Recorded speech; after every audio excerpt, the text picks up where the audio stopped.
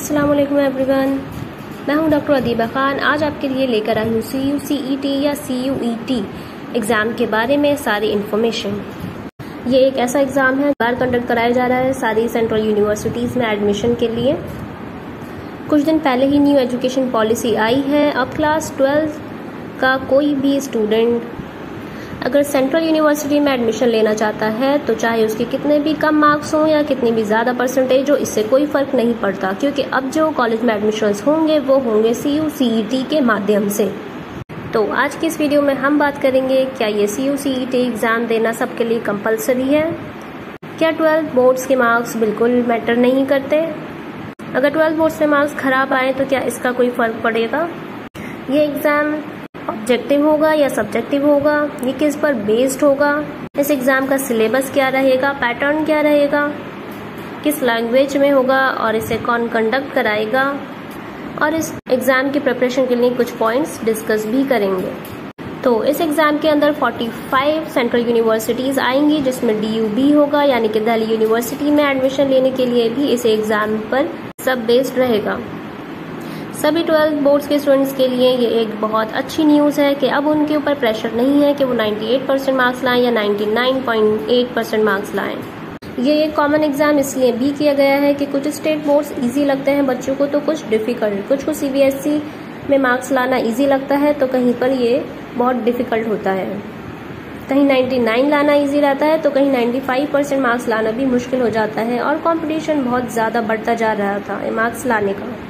क्योंकि all over India में ये एक सिंगल एग्ज़ाम होगा तो ये रीजनल लैंग्वेजेस में भी अवेलेबल होगा। इसमें टोटल 13 लैंग्वेजेस में से ऑप्शन आपको चूज़ करना होगा, और इसमें आपको टोटल सब्जेक्ट चॉइस होगी 27 सब्जेक्ट्स की, जिसमें से आपको टोटल 6 सब्जेक्ट्स चूज़ करने हैं जो आपको आगे परस्यू करने हैं।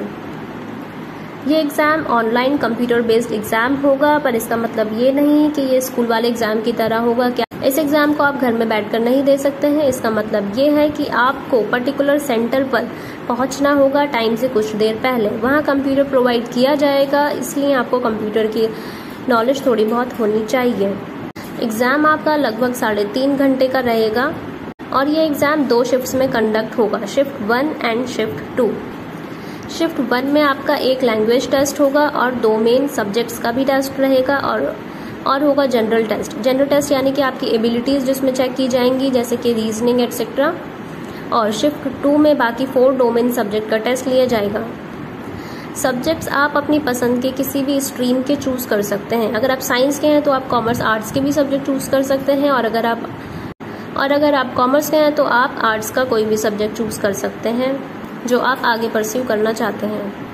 ये एग्ज़ाम जुलाई के फर्स्ट वीक में होगा, और इसके एप्लीकेशन फॉर्म्स आपको 2 अप्रैल से मिलने शुरू हो गए हैं, जिसकी वेबसाइट का लिंक आपको डिस्क्रिप्शन बॉक्स में मिल जाएगा।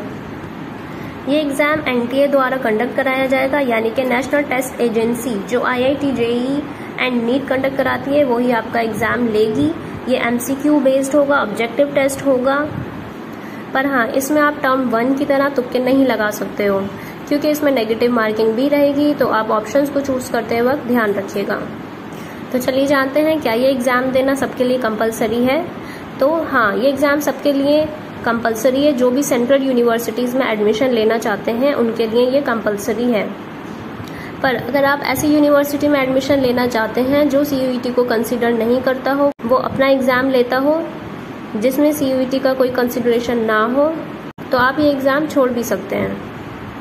अगर आपको मेडिकल फील्ड में जाना है, MBBS BDS में एडमिशन लेना है, तो वहाँ पे नीट को कंसिडर किया जाता है, तो आपको इस कंडीशन में भी CUET एग्ज़ाम देना कंपलसरी नहीं है। सेकंड क्वेश्चन ये है कि क्या 12th बोर्ड के मार्क्स बिल्कुल भी मैटर नहीं करते, कि ख़राब आएँ या अच्छे आएँ, या कुछ मिनिमम क्राइटेरिया है। तो मैं आपको बता देती हूँ कि IIMs जैसे इंस्टीट्यूशंस में अभी भी 12th बोर्ड के मार्क्स आपके कंसिडर किए जाते हैं, और कुछ प्राइवेट यूनिवर्सिटीज़ भी अपना एग्ज़ाम कंडक्ट करती हैं। पर प्राइवेट यूनिवर्सिटीज़ को भी ये एग्ज़ाम प्रपोज किया गया है कि वो इसे कंसिडर करें, तो किन यूनिवर्सिटीज़ में इसे कंसिडर किया जाएगा ये आपको पर्सनली पता करना पड़ेगा। इस एग्ज़ाम के हो जाने के बाद NTA एक मेरिट लिस्ट प्रिपेयर करेगा कि आप कितने स्कोर पर हैं, और उस स्कोर के अकॉर्डिंग आप किन किन यूनिवर्सिटीज़ में अप्लाई कर सकते हो, पर उसके साथ 12 मार्क्स को भी देखा जाएगा। इसलिए दोनों ही एग्ज़ाम्स आपको देने ज़रूरी हैं। एक भी चीज़ छूटने पर आपका एडमिशन रुक सकता है। चलिए अब देखते हैं कि आप इस एग्ज़ाम के लिए किस तरह से प्रिपेयर कर सकते हैं। तो ये तो सभी जानते हैं कि फॉर्म्स अप्रैल से अवेलेबल हैं। अप्रैल बोर्ड्स एग्ज़ाम आपके जून में ख़त्म होंगे और CUET आपका एग्ज़ाम जुलाई में होगा। तो आपके पास 2-3-4 वीक का टाइम मिलेगा प्रिपेयर करने के लिए। प्रिपरेशन के लिए आपको 12th के सभी सब्जेक्ट्स का सिलेबस अच्छे से कर लेना है और बुक आपकी NCERT की ही होंगी और कोई भी स्टेट बोर्ड्स की बुक्स नहीं चलेंगी। इसका मतलब अब आपको टर्म 1 का पढ़ना भी इम्पॉर्टेंट हो जाता है। इसकी प्रिपरेशन के लिए आपको टर्म 1 एंड टर्म 2 दोनों की पढ़ाई अच्छे से करनी है।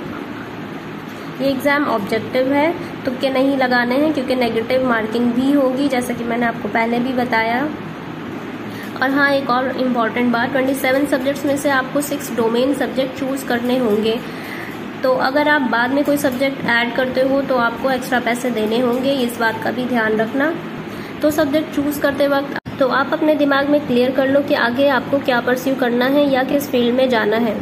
सपोज़ आप ऐसी यूनिवर्सिटी चूज़ करते हो जहाँ एडमिशन के लिए CUET की रिक्वायरमेंट नहीं है, जैसे MBBS BDS के लिए तो आपको CUET देना ज़रूरी नहीं है, वहाँ आपको नीट देना होता है।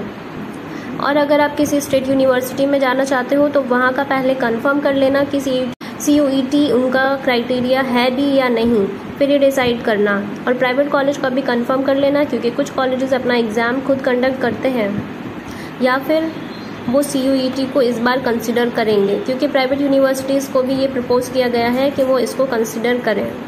तो अब फटाफट से एग्ज़ाम के लिए आप अपना माइंड प्रिपेयर कर लें और तैयारियों में लग जाएं। अगर वीडियो अच्छा लगा हो तो इसे लाइक शेयर सब्सक्राइब ज़रूर करें। मिलते हैं नेक्स्ट वीडियो में। Thank you.